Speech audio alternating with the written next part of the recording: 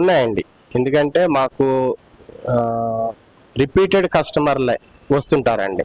Repeated ఇప్పుడు ఈసారి తీసుకున్న వాళ్ళు మళ్ళీ నెక్స్ట్ ట్రిప్ వచ్చినప్పుడు మేము ఎగ్జిబిషన్ పెట్టినప్పుడు వాళ్ళ కొలీగ్స్, ఫ్యామిలీ మెంబర్స్, బంధువులు, అట్లా బ్రదర్స్ అట్లా వచ్చి వాళ్ళతో పాటు వేరే వాళ్ళని కూడా తీసుకొచ్చి నాకు బాగుంది, మీరు మా వాడికి కూడా ఇవ్వండి రుద్రాక్షలు, మా వాళ్ళకి కూడా ఇవ్వండి అని చెప్పి అట్లా తీసుకొచ్చి కొనుక్కుంటుంటారండి రుద్రాక్షలు.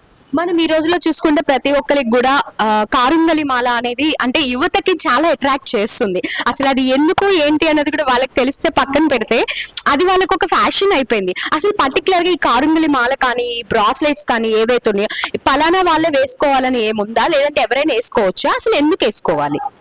కాదండి, కరంగలి మాల బ్రాస్లైట్లు అనేది, కరంగలి మాల అంటే 108 ఉంటాయండి. 108 మన పురాణాల్లో 108 రుద్రాక్ష మాల కానీ కరంగలి మాల కానీ ధరిస్తే దానికి ఒక 108 సంఖ్యకి ఒక ప్రత్యేకత ఉందండి.